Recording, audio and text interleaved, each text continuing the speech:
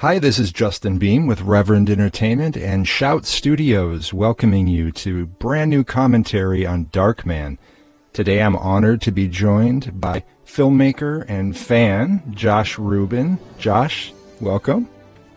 Thank you so much for having me. I'm scared, I'm excited, and I'm ready to thrill. Also, we are honored in our presence is Shout Greatness. Jeff Rolland, welcome to the track too. I'm just here to make sure you guys aren't up to any shenanigans. Josh, oh my gosh, where to begin with Raimi, with Darkman?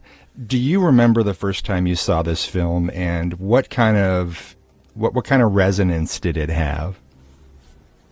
Well, I'll tell you, my earliest memory must have been 1991 because we didn't have video drop or VOD exist 2 weeks after the thing was in theaters. It took a good amount of forever. But so Darkman came out in 90, probably rolled into the local theater around video store around 91, and I was, let's see if I can do this math correct, I was probably 8 years old and living in Potomac, Maryland. And I remember walking into the video rental place where I was used to the cardboard cutouts of RoboCop and Freddy Krueger and the device in the Fly that turned Goldblum into the Fly. And I was a huge Batman fan. I had everything Batman at the time, and responded to, I can't remember if it must have been a poster, because I don't know if they had a Darkman cardboard cutout, if it was that popular at the time to warrant one, but I definitely remembered the cover art, and he looked like just some epic combination of horror icon and hero. That silhouette, that black silhouette with slightly charred skin against an explosion. And so for whatever reason, other than RoboCop, my mom let me rent that one. Back in those days, it was like, oh yeah, rent whatever. I don't know how I was like left alone or allowed to watch anything. Although when RoboCop was shot in the dick, I think that was when, or at least the forearm, that was when he shot someone in the dick. When he was shot in the arm, that was when my mom was like, and I'm turning that off. That's not a friendly robot movie. But I remember the cover art, as many of us VHS era kids did, and it just felt like a hero movie, and I could feel the kind of horror stuff on it. Certainly once I picked the thing up and examined the back, you can see the charred skin. And as a Freddy Krueger fan, we were Freddy Krueger fans in the house. Again, I don't know why I wasn't allowed to watch RoboCop, but I was allowed to watch Bitch. I was allowed to rent it, and I remember sitting on the floor and popping on the Zenith and just like watching this essentially graphic novel come to life in my living room, and I was just kind of eviscerated in the best way. It's really interesting to bring up the Batman connection, because I think that the resonance, like I mentioned that term earlier, from Batman, I think it had a lot to do with the attention that Darkman got, and the marketing campaign really did paint this like a superhero film. I think it was very clear that they were leaning into that. And then, of course, you have Elfman's score on top of everything else. That's another tie that binds between the two. And it was a time that I think, if you look back, it really was pre-superhero film era. And so it was more vigilante-type movies. You mentioned RoboCop, and those types of things coming out without a glut of sequels to Batman and things like that, although I still believe Burton's first two Batman films are the greatest Batman films that have yet to be made. But this to me, I remember when I first saw it, because I was a huge Batman fan as well, and I was looking for a hero of some sort, it was not at all what I expected to be walking into. Did you have that experience too?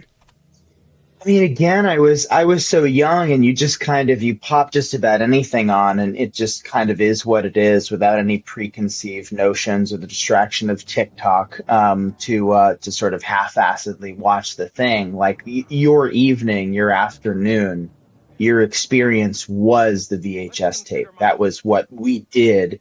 And so this thing kind of washed over me. I probably in my young mind entwined it with, Batman lore to some degree, but there's just something about the way that it's shot. I mean, Raimi is such a visionary so clearly, and coming up in that kind of era with guys like Sonnenfeld and the Coens and Bill Pope, the Bill Pope having shot this film. Oh my God, this credit sequence alone, oh my God, it's just so killer.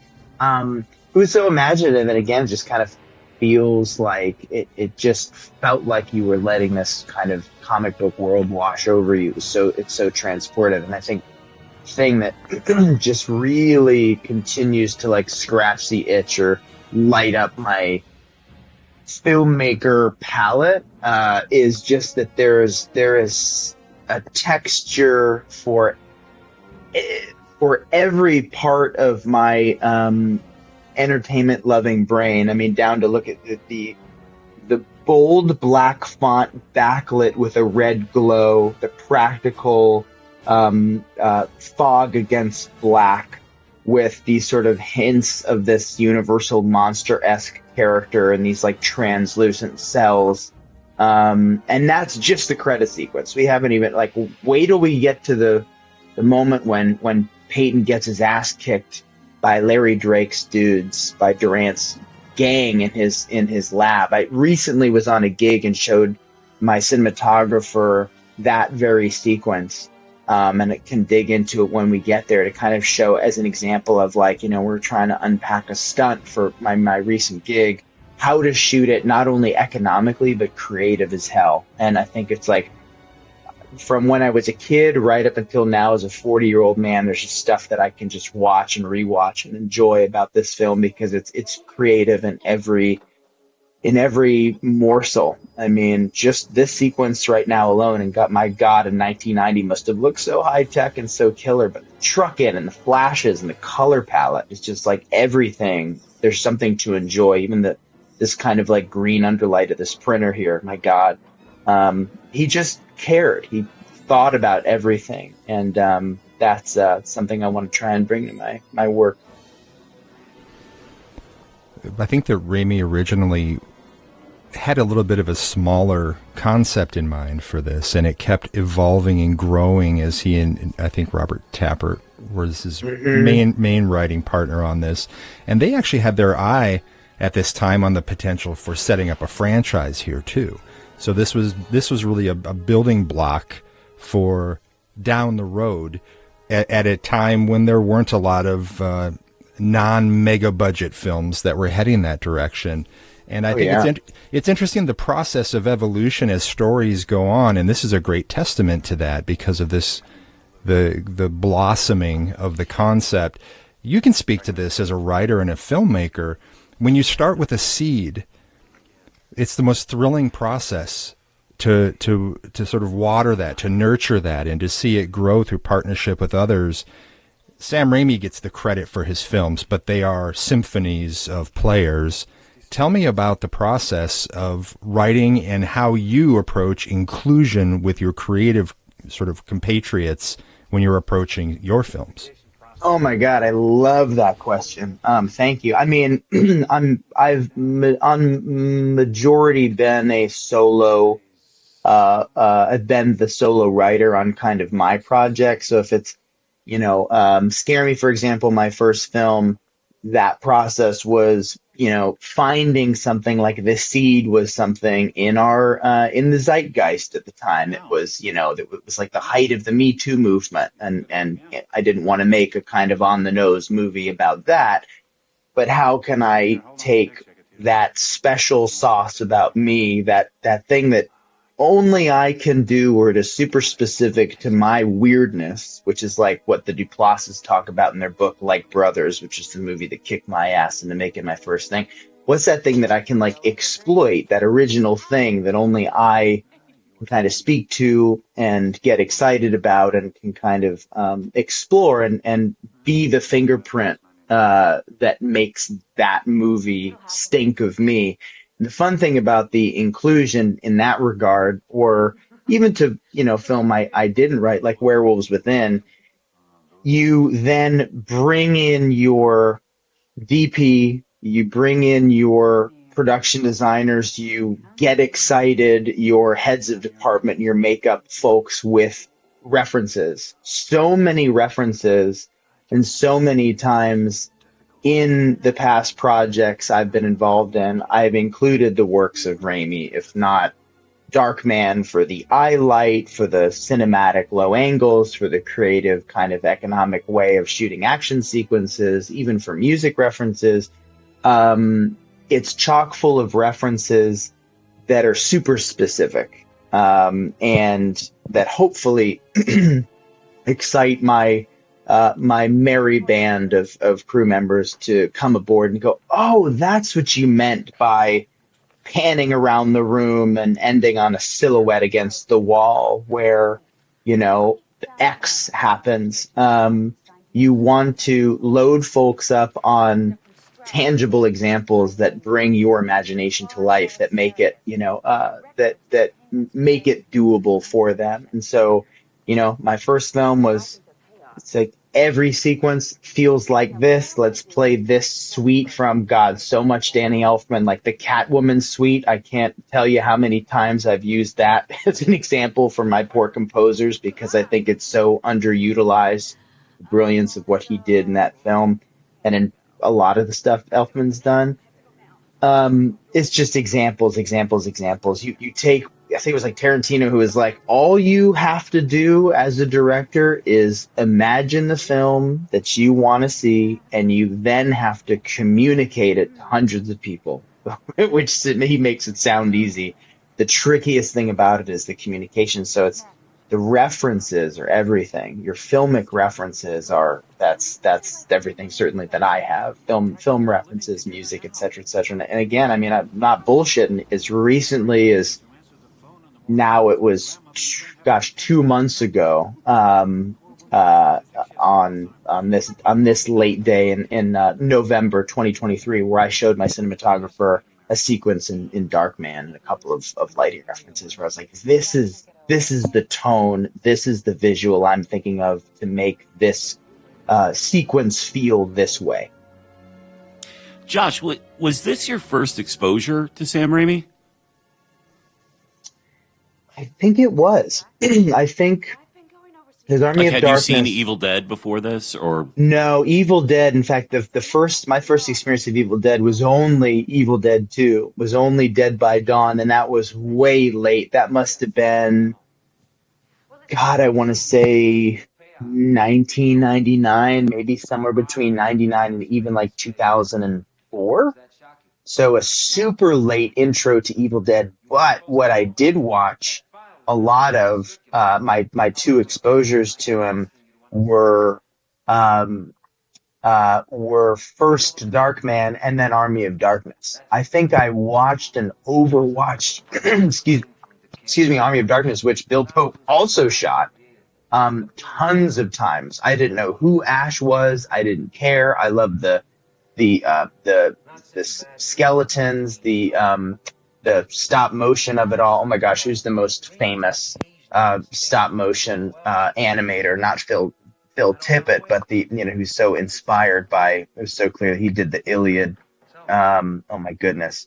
Anyway, that experience of that period meets demon with that visual kind of aesthetic, that really, really lit me up as a kid. I mean, Raimi's films, these two films specifically, feel like comic books, graphic novels, cartoons come to life. It's why I love Batman. It's why I'm getting back into comic books and starting to write them now.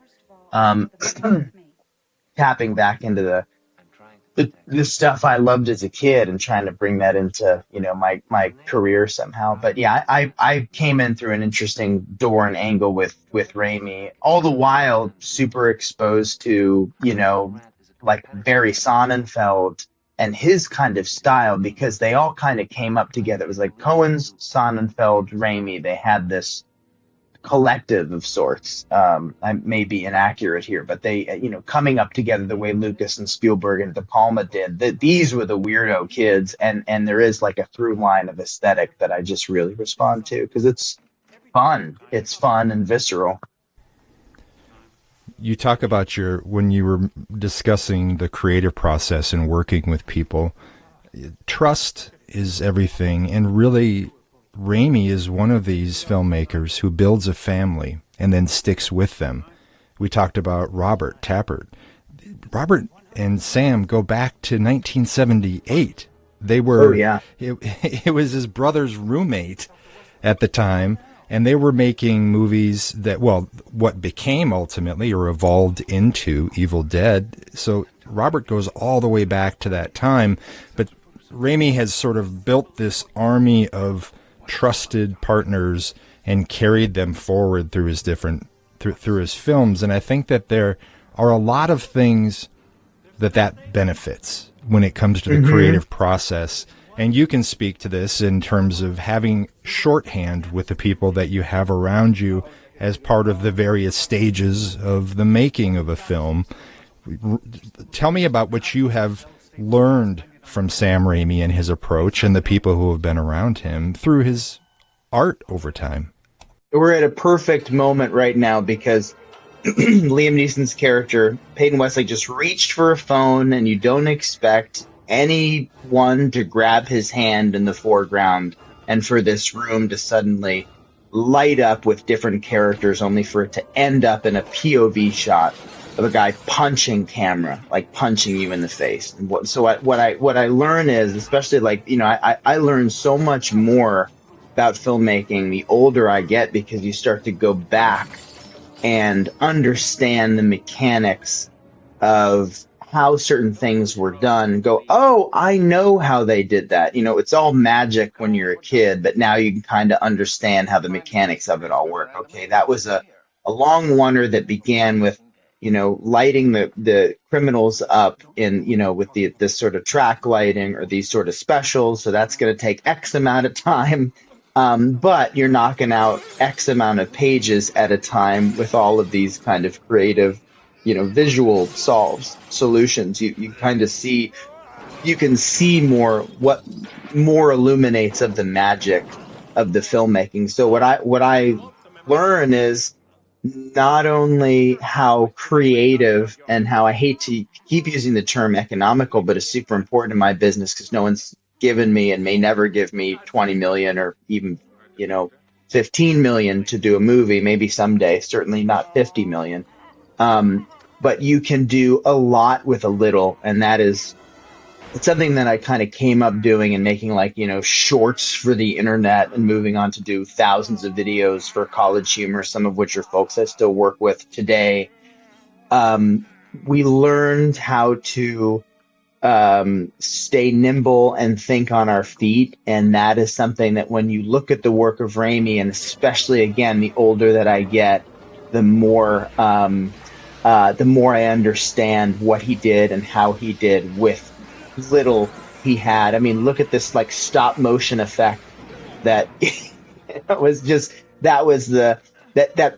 there probably could have been a better way, but that option is so fun and is so clearly an aesthetic that he grew up watching. So there's a piece of it where it's okay, it lights me up in thinking of creative solves and approaches to certain cinematic problems or issues that I have, number one. Number two is lighting. There are a few instances on a recent gig I had where I was so proud of myself for having done this, but we're looking at sort of even something as simple as an insert shot, and you kind of go, you know what? I bet we could take this up a notch simply by creating some really dramatic slashes of light, because that is something that the Bill Pope Raimi crew would do. Even with the shot of an insert, even with what might be kind of a phoned in close up, can be lit up with fun, and you can have fun with lighting. And that's something I'm still learning that shit. I'm still learning about how you can continue to push image with simple solves that don't take up a lot of time, that won't get the line producer, the UPM, like chewing you out. Takes another 2 minutes to talk to your DP, to your gaffer, to go, what else can we do here? What is there? Is there something with an eye light? Is there some more like moonlight blue? Should we do something fun with color? And that's something that I will always try to do and keep pushing, because that your film should be a wonderful experience for your actors, and for your crew. You should be a great person, which I know Raimi is. In my limited interactions with him, he's been wonderful, and everyone in the film community says, "Oh my gosh, he's so great." But he excites his crew with the cinema, and it's been super fun on the last few gigs that I've been fortunate enough to be able to do, where you kind of go, I bet we could come up with this really interesting approach, or do this if you're about to see ridiculous transition to a graveyard, whatever it is, some cinematic approach or approach that thinks outside the box. Oh my God, I can hear my sister laughing the first time she saw Darkman by my side about this transition. Like, I can't believe, what are you watching? My sister doesn't talk like that. She's cool. But when you can kind of think outside the box and bring that fun to the table, your crew lights up. And I imagine that, like, Raimi's crews, Sonnenfeld's crews, and certainly the Coen's crews just kind of like consistently are blown away. And it's why, and excited to be there. And it's again why you have to build a film family. And I'm sure there are folks, Raimi's had for many, many years. I mean, Tappert is his great protector and his great partner. He's an awesome dude. And he understands the value of that dude's, of Raimi's genius. As does Bruce Campbell. I mean, there's a dude who will backflip himself into horrible back problems for many, many years for the dude's genius. Right. So. Yeah, and the way that Raimi has this eye along, I mean, of course, it's not just his, we're talking Bill Pope here as well, but it's so immersive because you're moving through everything. You're constantly moving, and it's not movement for the sake of movement. Everything is motivated. But when you brought up inserts a couple minutes ago, even secondary, like second unit stuff that is being providing coverage for everything in Sam's films has so much depth and consideration for the entire frame, where you're moving through space where a lot of people would have a lot of filmmakers or DPs may have a static shot just to sort of establish something. No, you're going to be moving in and around. Even in the cemetery shot that we just saw a little bit ago, she's standing there and you move around her as the other person approaches. And it's just such a fascinating, immersive way that he shoots these things. And in a way, it lends itself to the comic book aesthetic that Darkman offers, because it feels like it's being shot like a comic book come to life. And the color, it's drenched in the color that you've been talking about so much, but also the way those frames in comics kind of have to force feed us movement, force feed us emotion and intensity. He's doing the same thing with the frame and how he shot this film. It's just incredible. It really, really is. I so appreciate a filmmaker who is visual, and I would love someday to nerd out with those visual filmmakers or filmmakers that I know who are visual, and what that relationship is to their cinematographers, because you've got to be, I wonder, I luckily haven't worked with any cinematographer who's kind of, like guffaws at or bristles at my insistence on certain visual choices, because I am a very, visual person, certainly have grown to be. God, I mean, this just sequence of him going like maddening, like as we're firing through his cells, is just so phenomenal. It's just like so. Just him as his head, his head as a puppet, just a jester hat, and the skull from Evil Dead. Yes, like give me that all day. Shout out to Jenny Gutter, guys. Oh my God, it's so good. It's so good. I don't know. I would love to, someday, if I have the honor of sitting down with the dude at lunch, just talk about like, you ever had an experience when your cinematographer was just like, you worry about performance, I'll worry about the cool shot, pushing out through the window into the rain, and as I am the director of photography. It's just not how I'm sure it ever has successfully gone down. You have to challenge each other, I would love to keep challenging and being challenged by my cinematographers, because this relationship clearly worked. Like Bill Pope and Raimi were clearly pushing each other. Like you can tell that Pope was undoubtedly inspired by what Raimi was kind of bringing to the table with all of his films. I mean, he shot all of his Spider-Mans and Army of Darkness and everything else. Clearly that relationship was it's like so fruitful as it should be. But I would love to know, like, oh, was it Bill that proposed, like, whatever, these kind of like special lighting highlights? Let's give her the red umbrella so we see her on the street. Was it that the production designer, were they just excited, let's make sure that it's raining, that the lightning is this hue of blue? All of the details. I don't know, I'd love to nerd out about that some lucky day.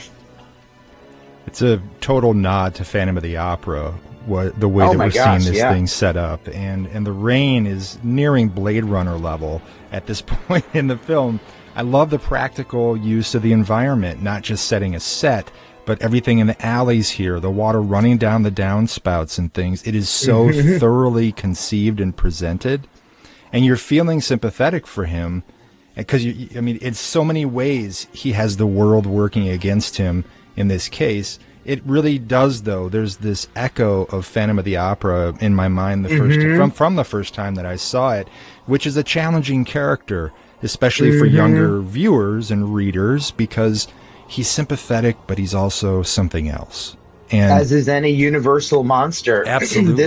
Darkman is a universal monster. He's a universal monster in the canon. He's he doesn't feel he's deserving of love. He's been banished from society. He doesn't feel he deserves Julie because of what he is and what he's become, and is in essence a tragic character. And the icing on the cake with this property is that it's scary Batman. Like, he also fights crime. You also get the action. It isn't just us chasing the monster out of town with pitchforks. Right. It's the monster has, in essence, his utility belt, or in this case, his superhuman strength and his genius and his 3D printer. I love this tragic scene when he's just kind of crying about his appearance and his hands. Yeah, because that's all he was. Very Frankenstein in this element, but really, I think he's a little closer to the creature from the Black Lagoon, which, to me, is the most unlikely perfect trio of films, especially for a series that was really aimed at kids when it was made. The creature films are the perfect arc, because in the beginning, he's in his environment, it's his natural place. Man invades, attacks. In the end, he's shot, injured, and then sort of fights man off. In the second one, man returns, plucks him out of his environment, puts him on display, and starts to monetize and use and abuse him. And he ends up having to break free and get away. In the third one, he's captured after being burned, and then he can't even be in his environment anymore. His gills are gone, and they find that he can breathe air. But what do? They put him in captivity again. And then he sees this woman that he can't have, and so he becomes just so lost in loss that the creature makes the most unlikely decision for a Universal movie at the very end, to commit suicide by walking into the ocean. He's been through hell, and that creature / character has this incredibly in-depth arc that a lot of people might miss if you're not watching all three of those movies. But there is the same kind of a tragedy where in the beginning it's just a guy living life. It's just a creature in his space, and by the end, man, evil, has messed with him, damaged him, and hurt him enough that he doesn't even want to exist anymore. Oh God. Well, first of all, spoiler alert. Second of all, no, I'm just kidding. I've only ever seen the first, but that is tragic as hell. I also just like just kind of revisiting these themes and seeing him just try and like get the love of a kitty cat and the cat bats him Yeah, away. yeah. It's just it's so heartbreaking. But yeah, you're touching on all of like just every wonderful theme that makes not just a great universal monster and monster film, but just kind of endears you to any character in a macabre kind of way. And so, you get excited for these types of flawed, uh, banished characters when they have a win, or in this instance, like this is around the time he's getting yes, Peyton, like Darkman, get that idea. Let's see you succeed. Let's see you start to turn to the only thing that you have, which is your mind, which is, are your broken tools. Like, yes, creature, like, let's see you, fight all these men on the boat, get that girl. The creature of the Black Lagoon was like truly like kind of they're romantic. It's like, if they were to ever dare make another creature film, they would have to preserve that. Just as with, like if I ever, my gosh, crossing fingers, have to ever get to visit or touch the Darkman canon or IP, you would have to bring some sort of element of family or romance into it, because he is a romantic. He wants love. He's desiring of love. Whether it's, reconnecting with his beloved Julie, or, maybe even an unborn, unknown child, just building any kind of relationship, because you can imagine this dude just continues to go mad in the recesses of the city bowels, for years and years, just like continuing to go mad, continuing to, be without touch and without contact and love. Like I just imagine him with a bunch of, broken vacuum cleaners, like making a family he's just talking to, just broken machinery in his kitty cat's lineage. And the innocence is so vital there too, and that's also at the heart of those universal, what we call monsters, but characters like the Wolfman, like Talbot, like the Frankenstein monster. These are things that didn't want to be what they became, and they aren't monsters. They aren't out trying to hurt anybody. There's Dracula, that's a different story. But these other creations they're impossibly sympathetic. They're just by nature, and they're flawed too. All of them that work well. I think cinematic anti-heroes that work well, we're allowed to spend time with their flaws. And that's something that a lot of contemporary, especially superhero type films, don't really give you much of, outside of maybe the beginning of them discovering their powers or something. Like him lighting his hand on fire here by accident. What a great lesson, this moment for him. And you talk about him going mad. Well, really, is it madness, or is it just a person with literally no reason to have any filters or consideration for that? He's lost literally everything. And so he's in a universe without boundaries and without walls. And as he's discovering more about himself, he's realizing he's way beyond anything he could have ever dreamed at this point. But he's a man who's, I don't know if madness is the word, then he's just mad with the excitement of lack of no. And that's kind of like, that's almost like early filmmakers and early bands, those first albums, those first films come out. And Sam's a great example of this. They arrive in the studio or on the first day of shooting with years of love for the format, all these ideas, very raw. They don't know what not to do, and they don't have a bunch of people around them telling them when they should be stopping or when to reel it back in or something. And that raw energy, that unfiltered, unbridled love and passion, I think, is really why for early films and early albums work so well for most creatives. And someone like Sam seems to drag that stuff with him as he goes. Like he retains in this there's so many different shots you could even compare to Evil Dead, that he brings all this forward into a movie like this, and that's what makes it so special, is that it's a hybrid, it's a blend, but his energetic nature is still very present on screen. Oh, completely. I mean, I think it's why, his reputation in the film community is so friendly and giving and generous to younger filmmakers. I know he is lit up by youth. I mean, God, look how young this sequence looks like. He's like jagged, shattered red glass transitions are just like so absolutely genius. And you see him having just as much fun in Drag Me to Hell. It became, the exciting point of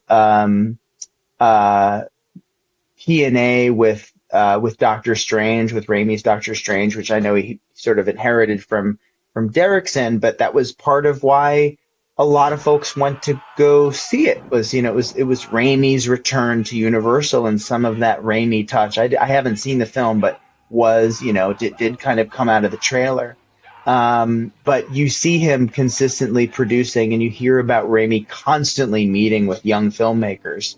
The most recently, the Talk to Me guys, like he took them out to dinner as soon as Talk to Me came out, took the brothers out, undoubtedly to, sing their praises and, pick their brains. I think that's an invaluable quality to have as a filmmaker, really just a creative in general, is to not be afraid of the youth, not be afraid of the younger generations. I don't read that at all as intimidation, but him staying young and staying cool the way that, our cool uncle might know their way around a computer. It's like, no, I'm not afraid of it. I want to wear cool hokas and work on this rad laptop because that's what the kids are doing. I don't know if kids are wearing hokas, but I think hokas. But hey, I never thought I'd wear a big Balenciaga, and maybe I won't, but that's what kids are doing. But anyway, I think that's it's a testament to that a rad creative and a rad filmmaker,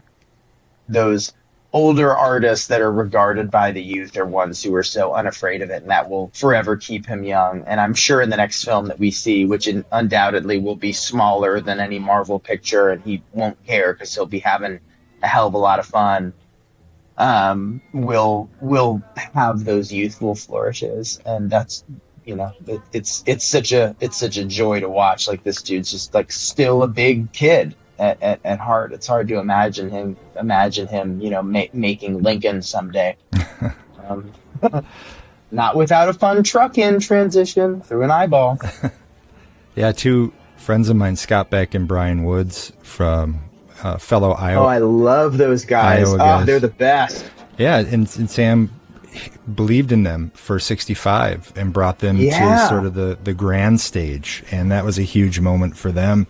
And they're two guys who were really primarily up until that point known around the world, at least, as writers. And but their hearts are, their story is so similar to Sam's, where they were kids making movies. I helped get a release of their film Haunt a couple years ago, and we did this insanely expansive box set on it that included a bunch of their early films, and the three of us just went nuts, and the distributor was so open to that.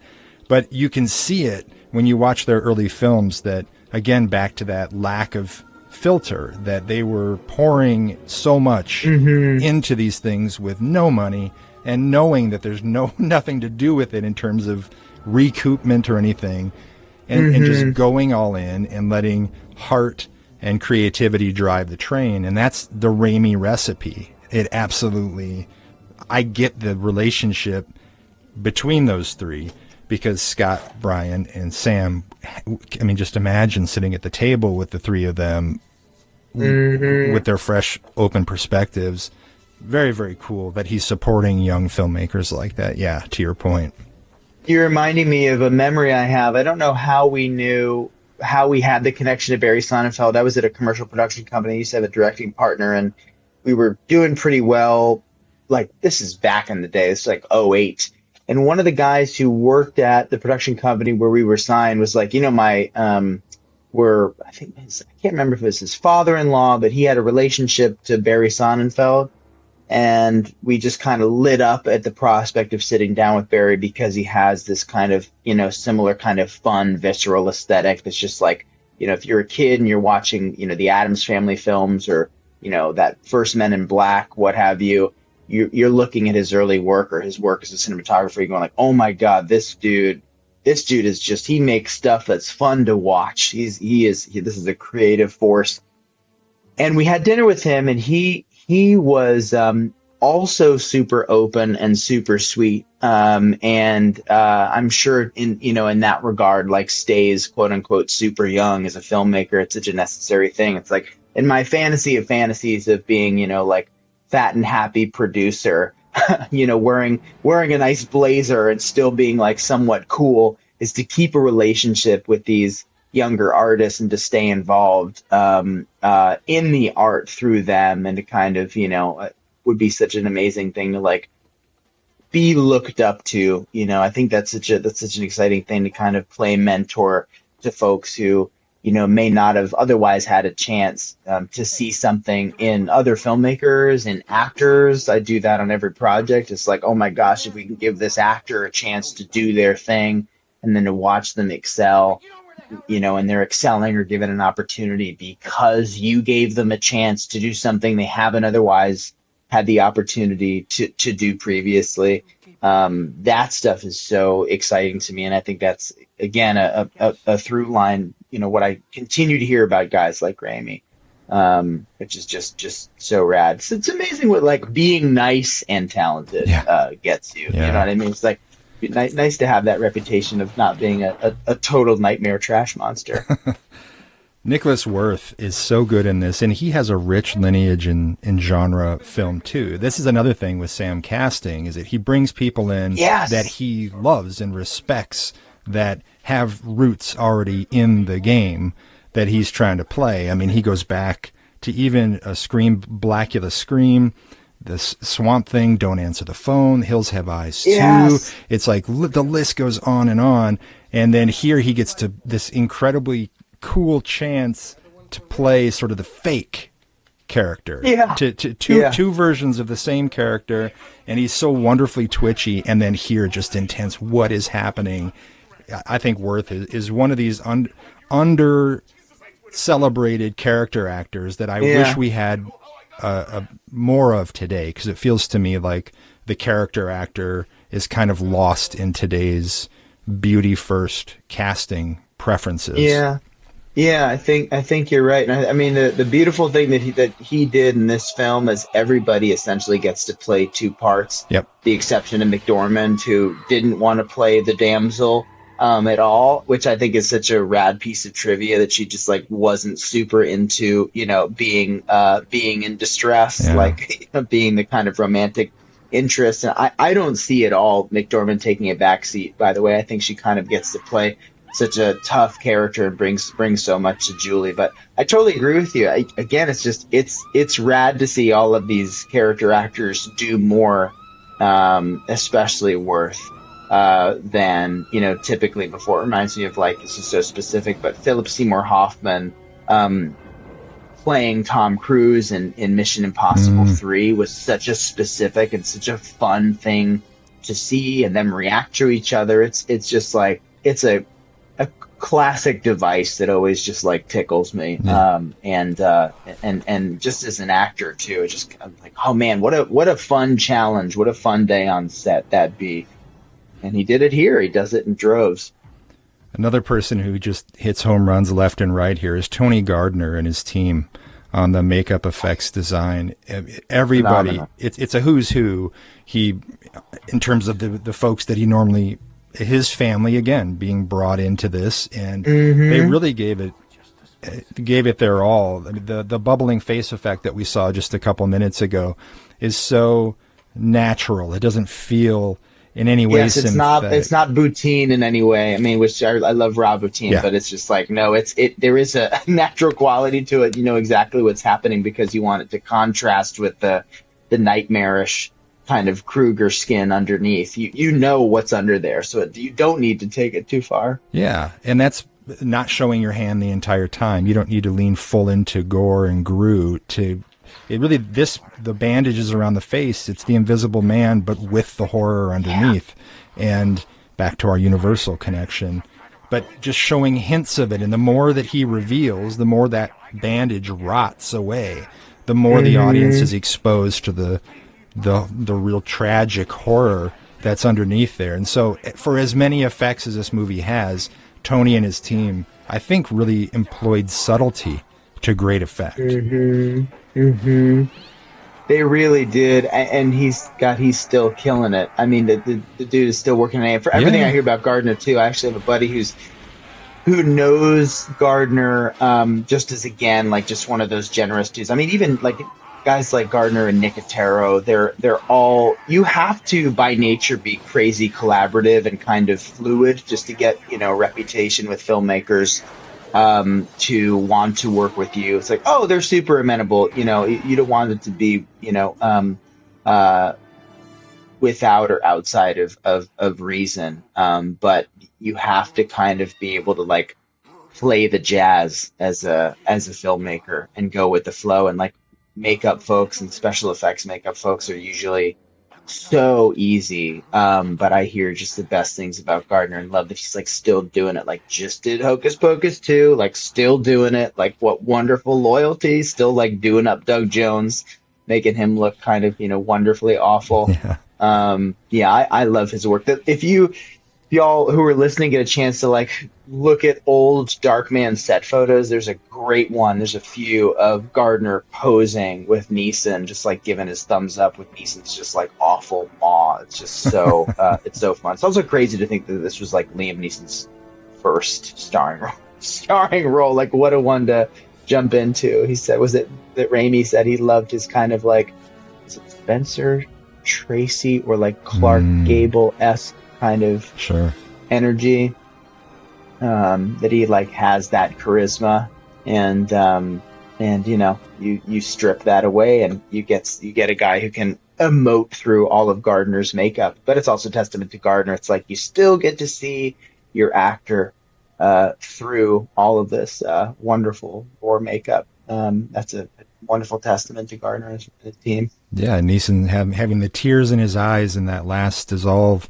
as we're moving it back into the cemetery here. That kind of emotion, I think, is really, this is such a powerhouse performance for Neeson, because he gets to play the full spectrum from complete playful madness into the most self-reflective, contemplative, even vulnerable self. A real vulnerability to this character, which could have, in other hands and in other director hands, just been played as a beast, as some kind of creature that should be reviled because of how he appears or something. But there's so much more depth here. This whole performance, now that we're kind of talking about it, kind of reads so much like a Universal monster moment. It's like Frankenstein reaching out to, the sort of helpless victim. He doesn't know if he's going to hurt. No, please don't walk away from me. I know I'm terrifying to look at. There was something about that kind of, I don't know, that desperate, icky energy, just in that one moment that really, I don't know, it really just gets me right in the tum-tum. And also, just again, speaking to Gardner's work, he so clearly thought about the foundation on Liam's face, like the desaturated lips here, that this is artificial skin.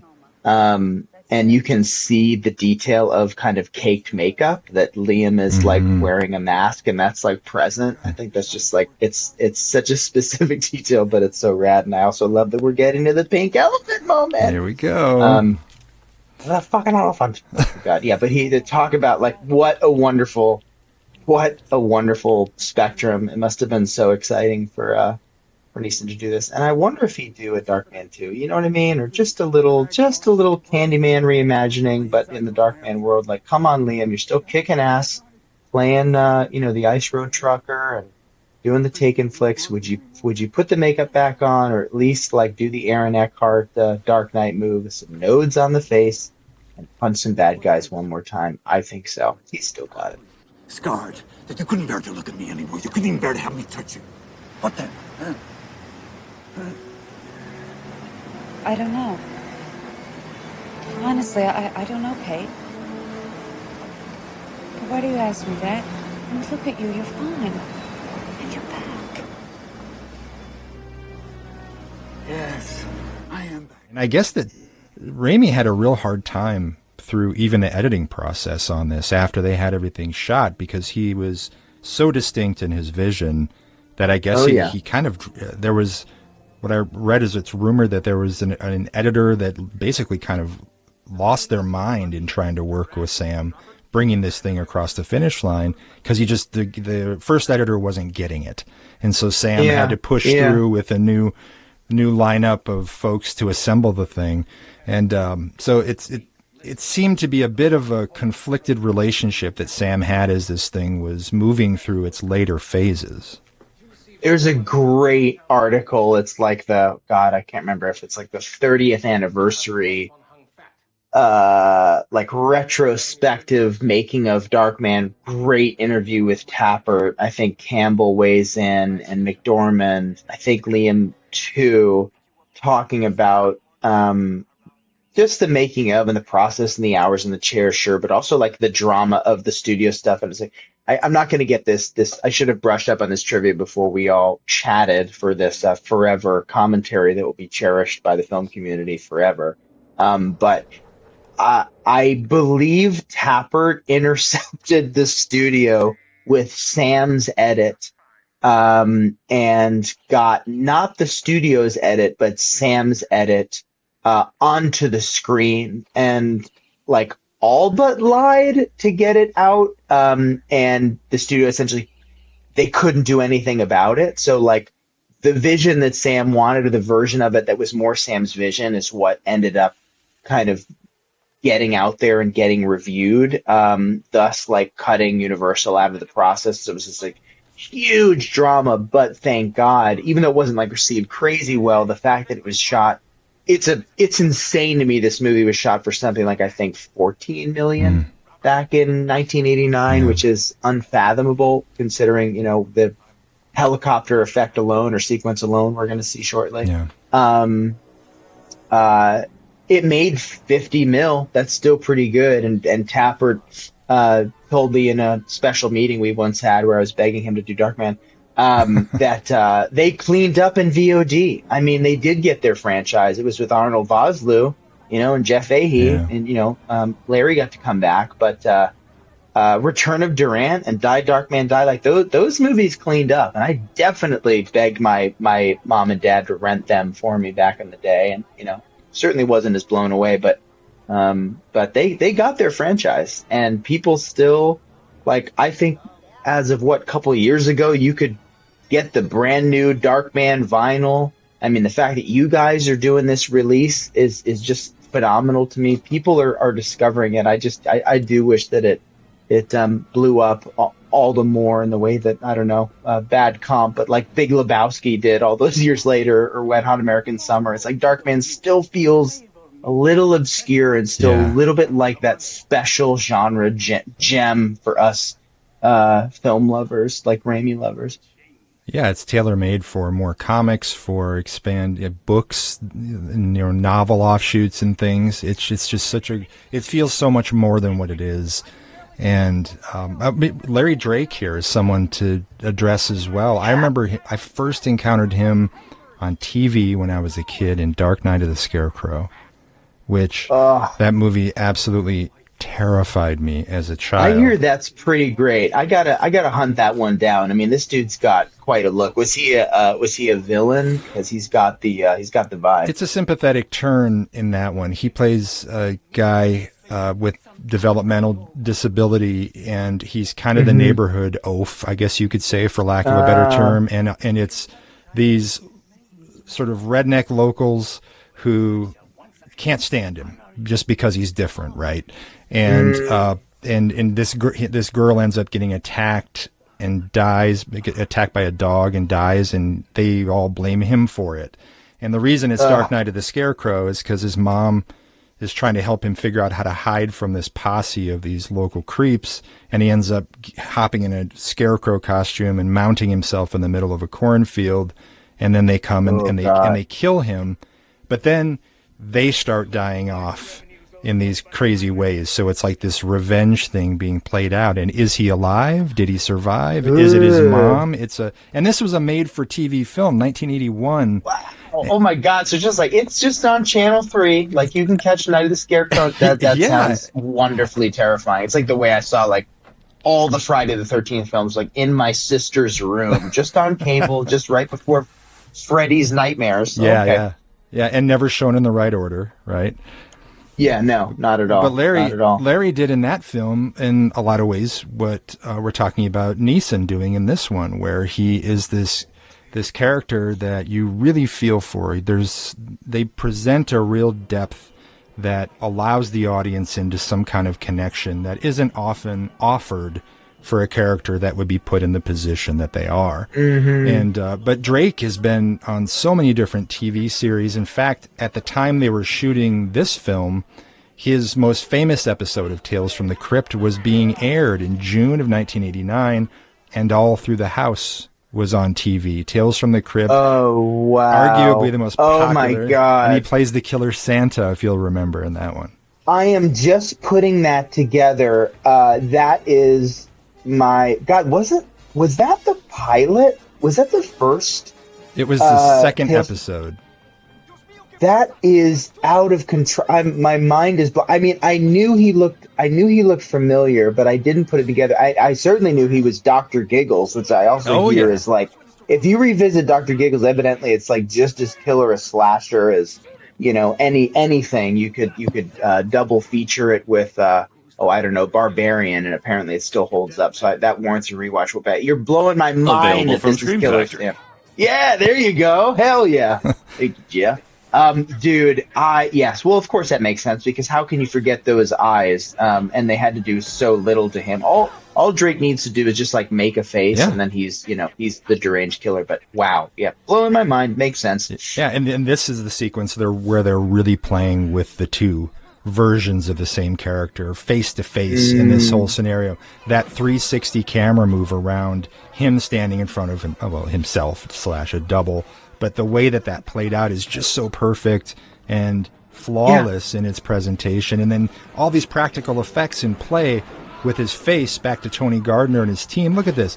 As he's running through this scene, there's appliances working on his face as he's making his way through this action. And the camera isn't just staying on the effect. It's moving through the environment. And look how great that mask looks. Just incredible. Oh, my God. It's so great. Yeah. It's so great. I think this is why I just love prosthetics in general. Like why I loved, like even like rubber, like WWF action figures back in the day. The one you could like thumb wrestlers. Oh, my gosh. Yes. Like there's just something about like what I loved about the tactile thing of this film and the toys that I played with, and later getting into prosthetics. I mean, the ridiculous wild shots of like the dancing clown and the nightmarish imagery. They're just like planting this, this growing tension of the cloud of madness coming in, that he's got this temper is also part of the side effect of like, the fractured mind of this explosion and, what these guys did to him. He's like,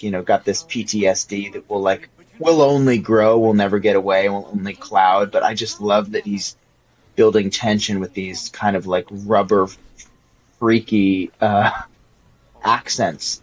Creepy clowns abound. And I don't know, that he's a self-proclaimed freak amongst like a playground of freaks with like the love of his life, and you just know something bad is about to happen with all of this.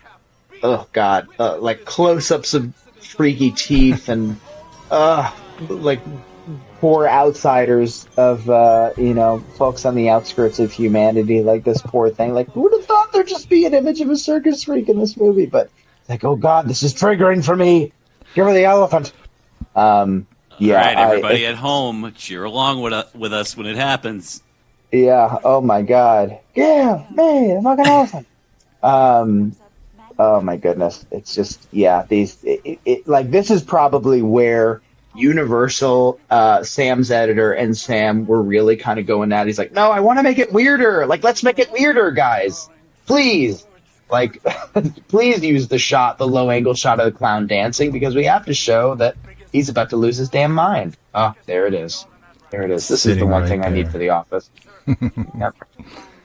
Carnivals are such a great location for so many reasons, but just like with the thing with clowns, there's this distrust. Yeah. There's sort of a distrust and a bit of fear built into it, especially traveling carnivals, where all the rides look like they could fall apart at any moment. And here are all these adults understanding that and still putting their kids on them and exposing them to this madness. Yeah. There's a real inherent danger there with it, and a really bizarre vibe to a certain darkness around it too, because the world of carnies and all of that, it's a real mysterious universe that it rolls into town, and it definitely has a distinct look.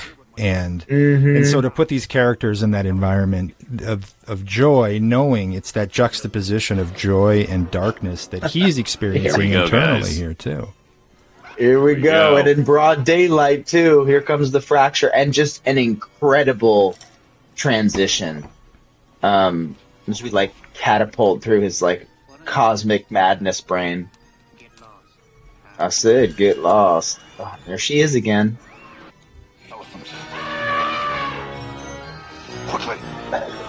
Why is this guy having such a hard time? That's what I want to know. Just no compassion. I guess it's hot out. Oh, there it is. I mean, the practical red light, like, oh God, the fractures in reality. Oh my God, I know how he did the finger, but I just, like, how did he do everything leading up to that? I have a lot to learn, and here comes the bubbles. Please, no. Forgive me. Running off like the Hunchback of Notre Dame. Totally. No, please don't look at me. He's like now full sob. I don't deserve it. And his laboratory is 5 feet from the carnival, too. Here we are in downtown LA.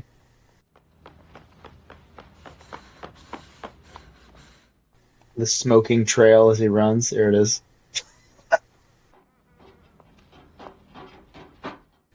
I mean, is this Axis Chemicals or is this Axis Chemicals? Like, come on, guys. Totally. This is where the Joker falls into the vat. The fact that he is still carrying the pink elephant is amazing to me. Oh yeah, yeah. I want to say he uses it in the ambush that Durant's guys are about to release, but maybe I'm conflating. It's like, oh, honey, you've been at work. I also love the detail that it's like there are two liquids that when you combine them create the special latex. It's like such a specific detail in the world of makeup. It's like how you make like certain bond compounds and stuff. It's like, oh yeah, well you need the A formula and the B formula, and when you combine them you create the magic skin. Oh my God. Look at this image. This is an iconic look. Absolutely, yeah. There's a great the burned lower half. There's some great action figures made of him, and it's such a striking thing to have on the shelf next to these other characters. And you realize when you, even in that kind of situation where you're looking at Darkman standing next to Jason or whatever, there's just such a complexity that even just considering the character, there's a real organic complexity to him. And but this is Phantom of the Opera, but the romance I think is handled so much more deftly here. It's not just someone who yearns for someone else. It's a real connection. Yeah. It really is. It's a love. It is. You're pointing out just with the Phantom of it all. I mean, his skin is cut. What's left of his human skin is cut into the shape, the mask of the Phantom's mask. Yeah. I mean, that's just like, wow. If you recessed Peyton Westlake into a dark corner, that white skin would light up like Michael Myers' mask or the Phantom's mask, and it's just such a, again, like such brilliance on behalf of Gardner and the crew. So you have pitched Darkman. What is your concept? Can you share anything about where you would like to see this go if you had a chance to play in the sandbox? Well, here the audio is forever and ever, amen. Stuff I probably shouldn't talk about. I mean, I can say this. You can will an opportunity to life by tweeting about it or zeeting. I'm off Zitter now. But if you shout enough into the ether your passion for a thing, at the very least, you can get a meeting. So what happened is I shouted and proclaimed my love for Darkman, and that I would love to touch the Darkman IP, and that we're long overdue for a Darkman, so much that the powers that be at Universal went, who is this guy? I think I was one movie in, maybe two. It's like flat in the middle of COVID. And they heard my concept. And then that went up the chain of then Raimi's team at Ghost House, which is his genre company. Great dudes over there. I did lead with the humanity and the kind of the Universal monsters heart of it all. So leading with horror and heart, and in the, what was, when I pitched it, like the height of the superhero era, where it's like, yeah, okay, we're seeing all these superhero films and these Batmans are getting remade and everything else. But, other than Hellboy and maybe Blade every once in a while, what horror hero do we have? Can you start a movie like a horror film and reveal it to be something of, Unbreakable isn't a great comp, but it's close. Like a quote unquote real life superhero approach. Like, what would it really be like if a superhero existed? So it's, it simply just asks, what would it be like if a monster kind of existed in our society that sort of, was banished some years ago, when they made themselves public with their horrific appearance and perhaps were blamed for something that they didn't do. And what would happen if this monster were rumored to be back, and the effects of that. And I think, in the era of these Halloween movies and Barbarian and Malignant was really inspiring for me to watch what James Wan did with horror and action and having fun, that spectrum of wildness, but also horror, but also fun cinema, like really beautiful imagery. I thought, okay, I feel like if Malignant can be a thing, maybe Darkman can be a thing. So eventually I did get to talk to Sam and pitch him my idea, and I think the biggest compliment I've ever gotten and most bucket list moment for me was him saying that I'm a wonderful, you're wonderful storytelling, wonderfully told, Aww. Wonderful storytelling. He called me a wonderful storyteller. Wow. I think ultimately it boils down to a version of Darkman that is either a complete reboot or something that would involve Liam Neeson. And I would really love a world where Liam Neeson, who's still kicking ass, could come back and revive this character. But the question is, rightfully so, how would we respond to a trailer today where Darkman was revealed to be the title or revealed to be the character? You have to kind of reintroduce this character in a way that you don't have to do with Frankenstein or Dracula or the Mummy. I think unfortunately in the era that we're in now, people might see a trailer today with Liam Neeson playing this, character, if it were a legacy sequel, where they kind of go like, wait, what? This was a thing? Unfortunately, for cool kids like us, we all know what's up. We remember these action scenes. You remember Darkman in action. You remember even the return of Durant and Die Darkman Die. Mm-hmm. But not many people know of the action figures and the posters and the lore and the first film. Even if, Raimi just had another hit with Evil Dead Rise, as producer, and then that franchise is alive and well. I don't want any part of a complete reboot as long as like Liam Neeson's still alive and kicking ass and doing his thing. But then again, would he dare sit in the makeup chair or even do the Aaron Eckhart thing? I don't know. Would he do the Two-Face nodes? Would he consider revisiting it at all? But in past years, there was an article that popped up magically, and maybe it was because I was over tweeting, where Liam Neeson said if there was a script that were great, he would consider coming back to it, and that just really lit me up. He just went on the roof!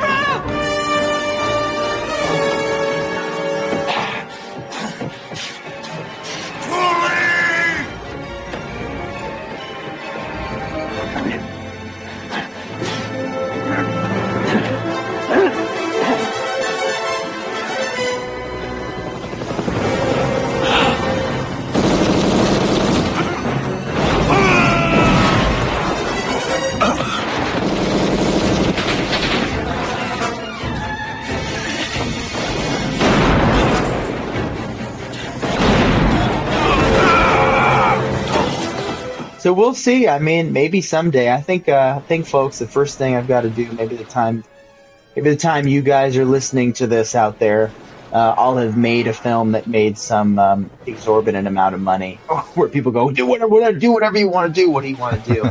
And if I could do anything, I would touch this IP. I would make a Darkman film that ideally had Liam back. It makes so much sense for revisiting, because it's that rare thing that's known and respected and revered among genre fans.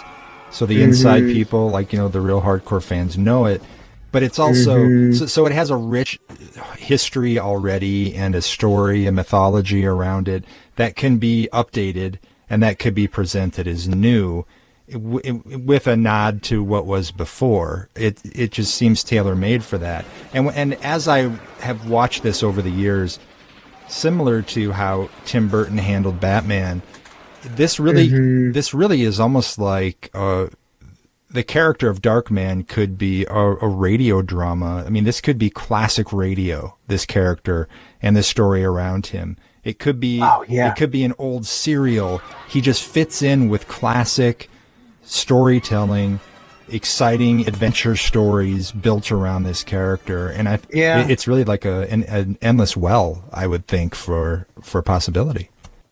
Radio drama is a fun way. I mean, that's how some folks, pick up IP again, or it's not a graphic novel. It's like, can we do the podcast that gets adapted into the film, this, that, and the other thing? It's like, I thought Nia DaCosta's Candyman was really wonderfully done, and in essence was kind of a legacy sequel, but it did, she did have to, as the studio did have to, reintroduce this character and this lore. Sure. And I think I'm hopeful that there is a way to do that can kind of bring people into like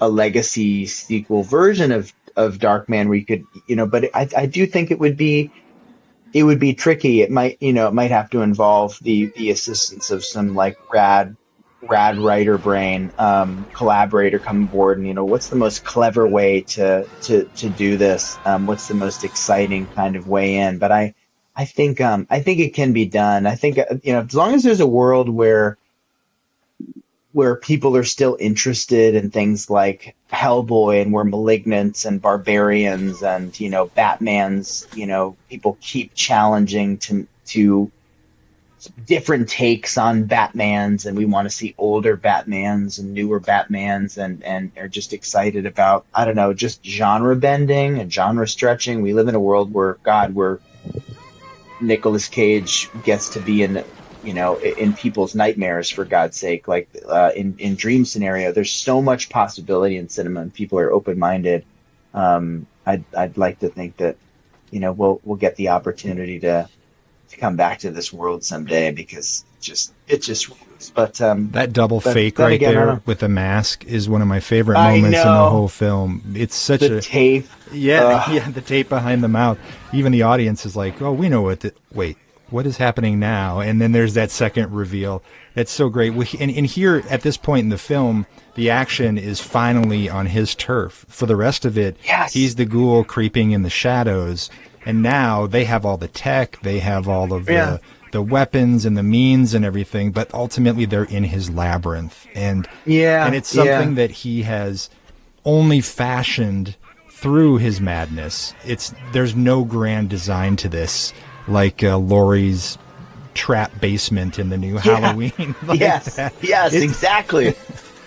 And I love that. I love when the bad guys are brought into the good guys' lair, where they have sort of complete influence over everything.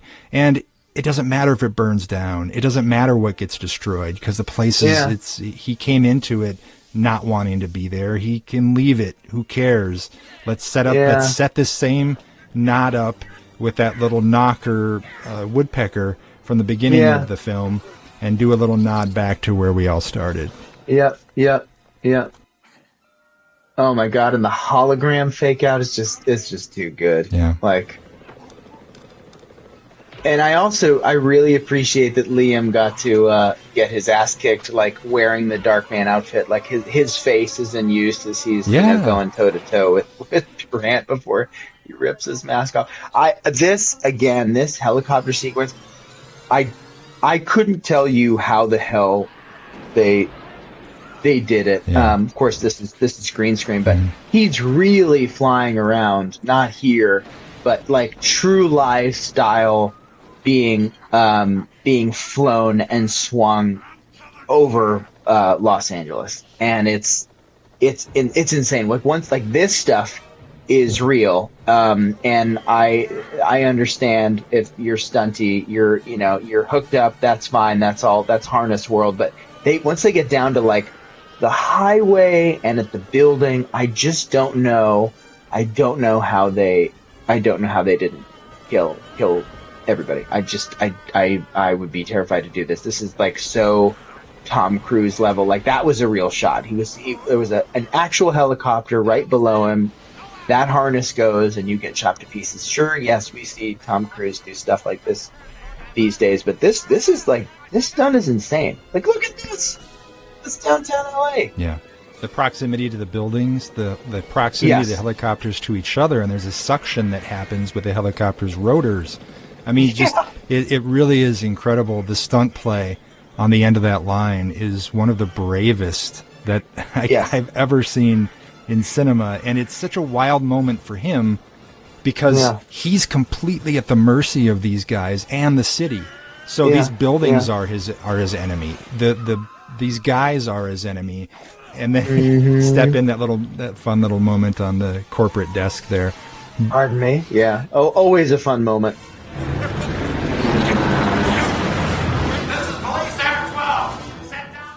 There's also it's a shock. I mean, spoilers ahead, but the fact that like this is where, oh my God, this is so fucking practical. This is crazy. Like squibs against a helicopter mid-flight, like shooting over the machine gun, so like beautifully visceral, just so rad. This is like pre-drone days. Pre-drone days, dudes, and he still works in a little Chaplin, little Buster Keaton. Like. Why not, for posterity? But here's Raimi. Here's Sam Raimi with his camera running through the woods, running through the streets. The classic! And there's the car. Yeah, truly. No more Mr. Nice Guy. Wait, was that the Evil Dead car? It is. Is that what you were saying? Yep. Oh my God. I learned something new every day. Oh God. On the way to the cabin, maybe. It's always there, yeah. And that's so rad. It's all these little things that he sprinkles throughout every one of his films, in people and in elements, in visual elements. So it's such an exciting thing for him to have come be accepted into the realm on the level and the scale that he is now with these films. You think about where he began. I mean, he's easy to cheer for as a genre fan because same thing with James Wan. These guys are us, and we always feel like we're kind of outside the system to a certain extent. But we see the value in those early films, like you said. Evil Dead 2 was probably one of your early introductions to him outside of Darkman. Yeah. I mean, Yeah. Evil Dead 2 is a remarkable film and such an evolution from the first one technically in so many ways. Oh yeah. We're able to watch that and see the magic, see the wisdom and the brilliance, and we just sort of assume, well, Hollywood's never going to get it. It's going to be, John Carpenter, same thing, where people look at his work and you just marvel at the fact that he never really got the shot. And it's incredible to consider that. Also, on the other hand now, Sam Raimi is doing it. James Wan is doing it. Michael Dougherty is doing it. I mean, I think even a dude like, God, I've said dude a lot. Andy Muschietti with the work he did on It is so inspired by, it's so, to me anyway, this isn't verified, but so Raimi inspired with its just kind of like wild, fun, wide-angled choices, just where you get to see those influences. I mean, clearly Wan too. I mean, right up through like all of the stuff Atomic Monster and here doing with New Line, like in the Conjuring universe, you see all of that like wonderful visceral influence. Like fun horror is such a term that for me it's like used every day in the industry. Now you can't say horror comedy, but you can say fun horror. A fun horror like Malignant, or a fun horror like Barbarian, or fun horror like It Chapter 1 and 2. Fun horror as a term for me emerges from Evil Dead, from the work of Raimi, and certainly from like the quote unquote fun gore fests of the 70s and 80s, but Raimi kind of being at the center of it with Evil Dead. Yeah, and James, we did Dead Silence for Shout Factory, and in hearing him talk about that, and that was a movie that had some challenges with it, but it's a total Universal monster movie. That film is presented, the way they shot it, the way that they handled it, and it was so important to him to carry that forward into what was being presented on screen. These guys, and that's one of the things that's so great about this generation of filmmakers, that the influences are there, but they're there in a way that it's intrinsic, it's woven into what they would be doing anyway. It's not like looking at the audience and winking. They're just elements that worked, and what made those Universal films and those characters so relatable and tragic, like what we're seeing here in Darkman. It's the same kind of thing. Like, even if you don't know the Universal stuff, if you were to watch this and read that Sam was influenced by a Universal film, you'd be able to look back at them and, oh my gosh, I see it all. It's right there, and it's in the storytelling. Well, it's like what you were saying about radio play. The Shadow was so clearly an influence for him. Yeah. I mean, in such a big way. But I love that. It's again a testament to one of the nice things about getting older is you recognize in the modern pieces made after its inspiration of origin. You get the reference. It's kind of like when, like, my aunt. She's now passed away, but she used to work at the Metropolitan Opera House in New York City. And I would get these free tickets to see shows like La Traviata and La Boheme and Le Troyan and all these like epics and these classics at Carmen. And I remember being 18 years old, going to the opera and, being tired and really wanting to leave to get chicken nuggets. But hearing in shows like La Traviata, for example, a flourish that was straight out of Looney Tunes. My familiarity with some of those songs were from the cartoons I watched as kids. I'm like, why is this familiar to me? Yeah. And there's so much about, like, the more I watch, I mean, I get this, watching Jaws, watching Darkman, watching everything. I mean, all the films that I love, even the work of Albert Brooks, you see like the influences or where potential influences emerge for them, like Scorsese and Tarantino. I mean, my God, they talk about their influences so much. Yeah. Ari Aster, you can go back and watch, the work of Bergman or Fellini, or it could go on and on and on. Hitchcock.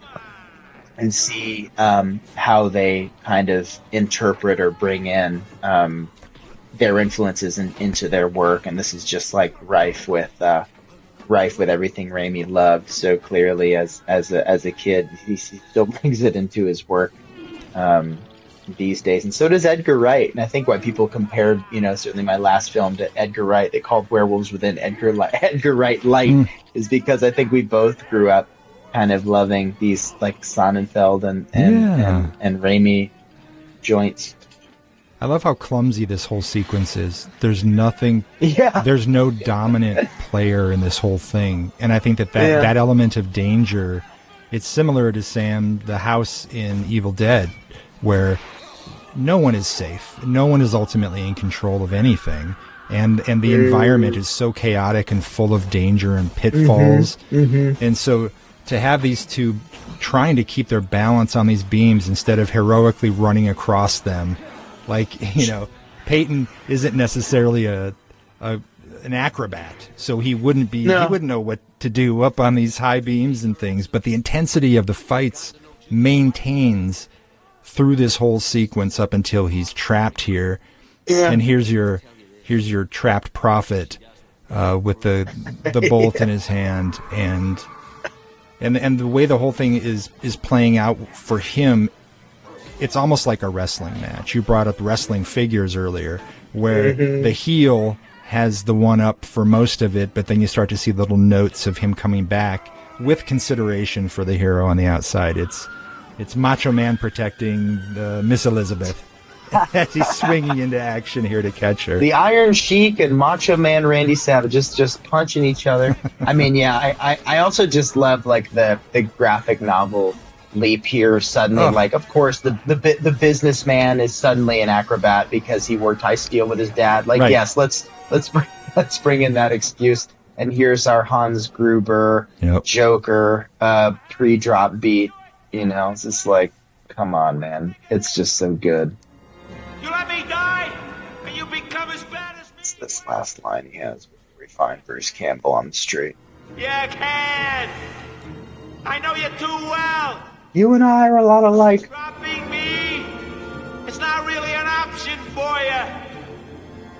It's not something you can... He's conflicted, but not conflicted. The moment is a hard one for him, and I like that there's not just this go, like throw him. There needed to be that beat, but his eyes didn't change. His face didn't change. He knew what he had to do, but it's almost like he wanted to hear him out and have that moment. And that's I'm learning to live with a lot of things. Yeah. Yeah, true. Yeah. Don't look at me. Oh my God. And then they've got to take the elevator down together. He has to tell her this is like the come to Jesus moment for him too. It's like, well, we're finally together. No more threat. Yeah. But I don't deserve love. You don't deserve to have me. I don't deserve you. She's saying him, we can make it work. And he's like, no, I'm too far gone. I mean, now he's like, I've killed a man. And he's rotting. He's really, his progression, regression, and degradation is just so far at this point. It really is. You brought up Goldblum and The Fly earlier. There are some great similarities between the two and this character that eventually, that it feels empowered at a certain point, eventually comes to a certain term with the reality here is this is not going well. This is not tenable. Yeah, it's not even quite like Bruce Wayne being like, sorry, I can never have a romantic relationship. He always has that choice. This is like, no, things are a little too far for me. Yeah. I'll never be at a cafe waving at Alfred in Paris. I'm going to go live underground and fight crime. Oh, just how it really is. It's just a perfect heartbreaker. And he's saying like, if I did do this with you, I'd still be living behind a mask. I wouldn't be myself, which is such a, I don't know. It's like just symbolic and appropriate advice for anyone in a relationship. It's like, you have to live honestly with your partner. Yeah. I couldn't honestly be myself this ugly.